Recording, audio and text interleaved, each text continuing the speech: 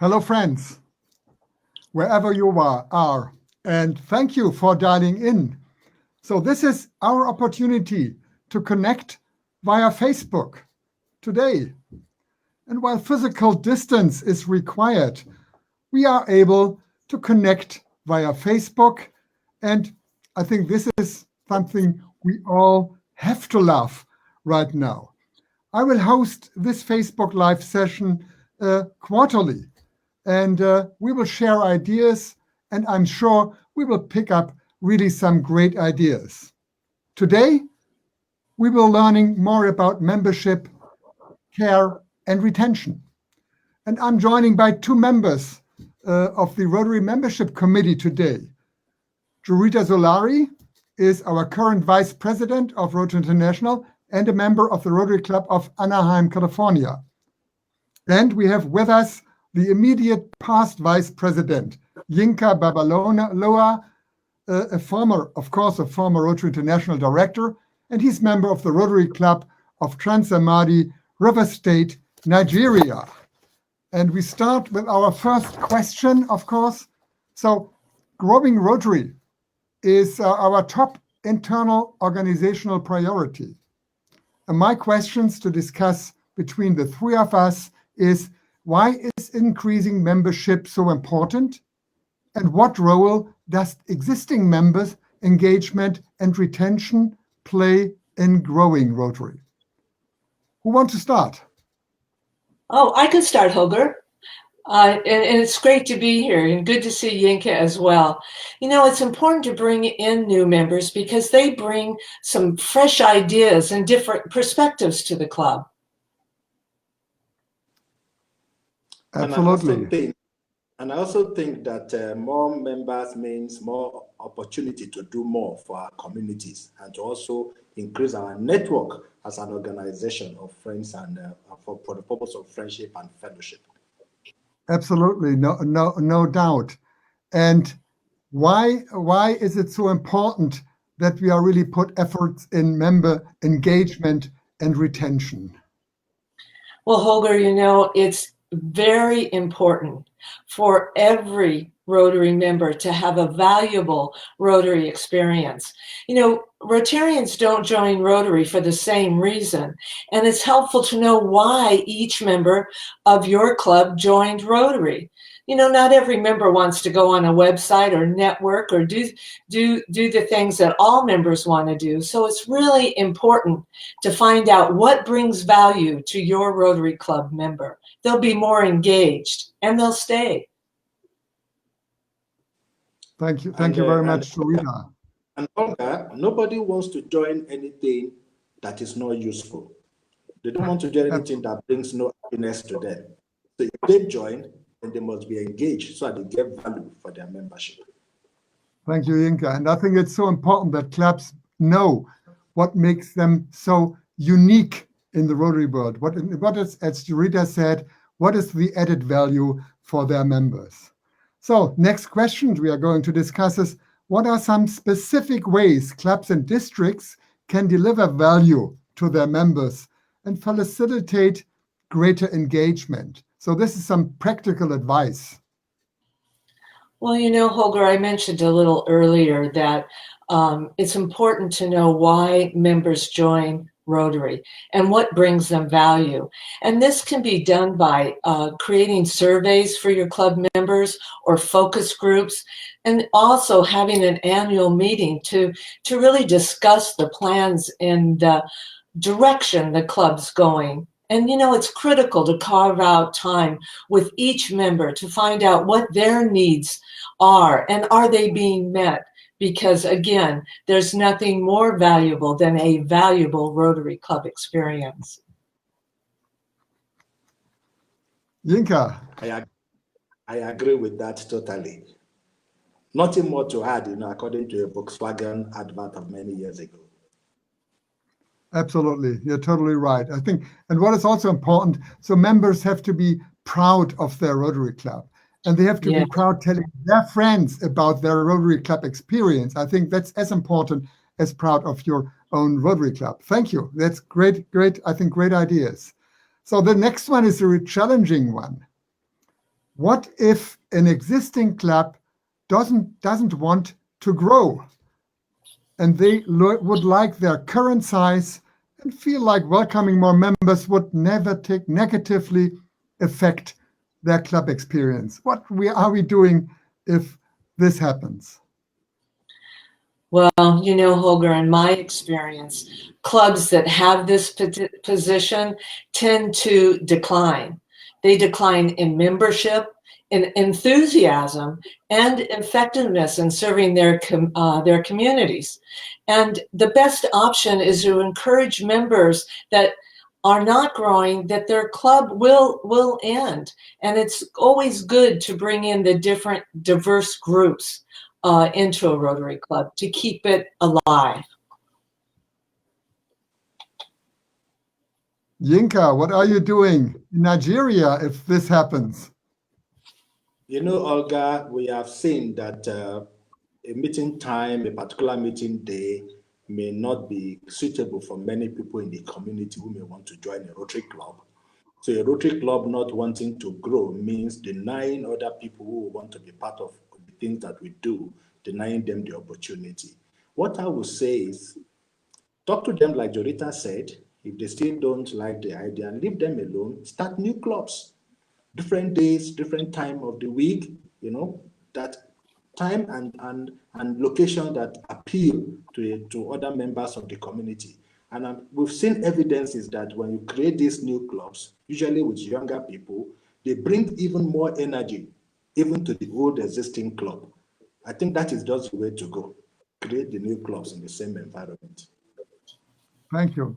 And clubs that doesn't want to grow, they shouldn't complain that there are other clubs, new clubs in their regions are coming up. I think there's another reason. What I think I'm always letting clubs know that it's so easy to lose many members, because sometimes members are passing away, sometimes members are leaving the club because they are moving to another direction, and immediately you are losing too many members to be an effective Rotary Club. And there's one other reason I think what is very important. If you don't have new members year by year, there could be a gap in your age groups. And if there is a gap in age groups, you are really it's difficult to attract new members. So I think you have to be always interesting in having new members every year. Some new members, what also represents a younger age group in your club, so that your club represents in every age group. Yes, I think there are many reasons why a club should grow. Definitely. Thank you for these answers. And in fact, Olga, if you allow me to say this quickly, it is in nature that if you don't grow, you die. That's just it. We need to know that. Absolutely. Because then you will grow just into age, and that's definitely a danger. So now coming to our situation right now, to the pandemic, how can we grow during the pandemic? So with many clubs just trying to survive, and what tips do you have for engaging and caring for members who are unwilling or unable to join virtual meetings? Because today nearly everything is virtual.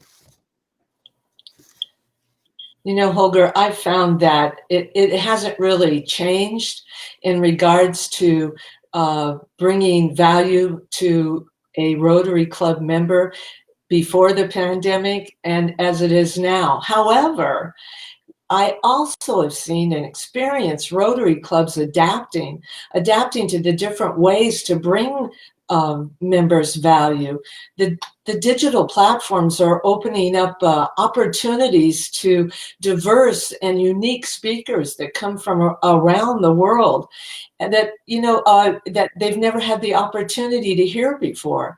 And I also have seen that members that haven't been at club meetings are now being at club meetings because it's easier for them to be there. And those are all the pluses. But there are times where members aren't very digitally savvy. So some tips are, One, I found that just picking up the telephone and touching bases with those members who are a little against coming in on a digital platform, it doesn't hurt to communicate and take that opportunity to really connect with your Rotary members via the telephone. And some clubs have actually, and districts have set up telephone trees where they're having different members calling different people at different times, and so they still feel that they are a part of the club and a valuable part of the club. Thank you, Dorita. Yinka. Thanks, Olga. You see, there are two categories here, the unable and the unwilling. I think we may approach them two different solutions. For the unable is to find out what are the constraints and see what we can do to help them out. For example, people may not be comfortable with the technology, and we provide what we call corridor support.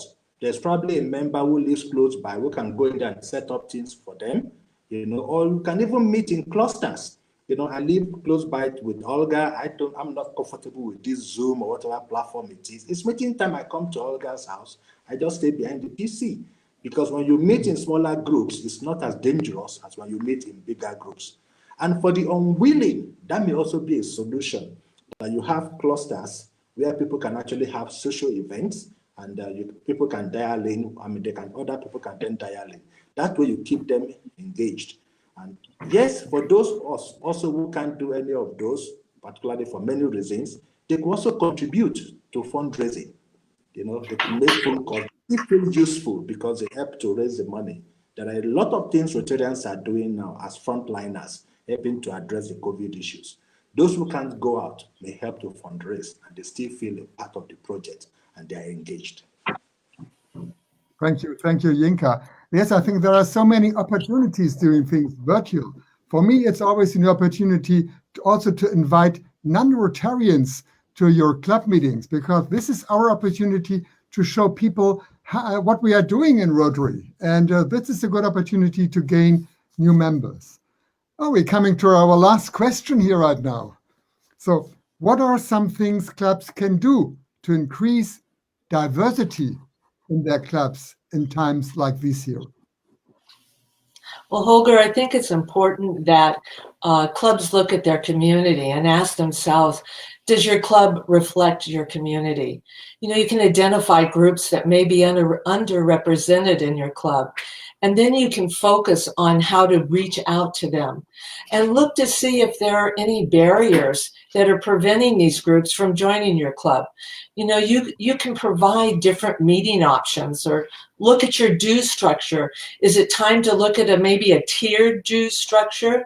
And it's also helpful, I've found, to talk about diversity with club members to raise awareness and understanding for all club members. Thank you, Rita. Yinka. Yes, I look at diversity from the inclusiveness point of view also, because even when you bring in people and they cannot participate, then it's difficult. And I think if club leaders are alert to the needs of their members, if they understand their customers, as we've always said it, a lot can happen. For example, a club of young women who have children, they simply created a form of a nursery, or should I say play center, adjacent to the meeting venue. And one of them volunteers on meeting days. Bring all your children. We'll look after them here, just very close to the meeting venue. So that enables that demography, and with women with those kind of needs, to be able to want to come to the meeting. So I think the situation will be different case by case, but club leaders need to be alert to what are the needs of their members and try to provide a solution. Thank you. That's why Rotary is everywhere totally different. In every region, in every culture, and every Rotary club is not like the others. And I think this is also, diversity looks totally different in different parts of the world. But what I'm always telling my friends, diversity, that's not a wish list. This is part of our core values. This is one of our really core values, and that's so important. And let's do everything what we can to make sure that we are as diverse as possible, of course. Now we are coming to the end, and I would like to thank you. Thank you, Dorita. Thank you, Yinka, for your thoughts. And I'm sure that all of those who are following us on Facebook have a lot of more ideas and thoughts. And I encourage you to share your ideas with your club fellows, with your fellow Rotarians and other clubs. And this is important because we are really an active organization. So sharing ideas, that's also one of our values in Rotary. That's one of our cores in our meetings. And I think this is our opportunity to size Rotary and to size our opportunities, because Rotary offers so many different opportunities for the people we serve and for ourselves, of course. And what I'm always saying, Rotary is not just a club that you join. Rotary is really an invitation to endless opportunities.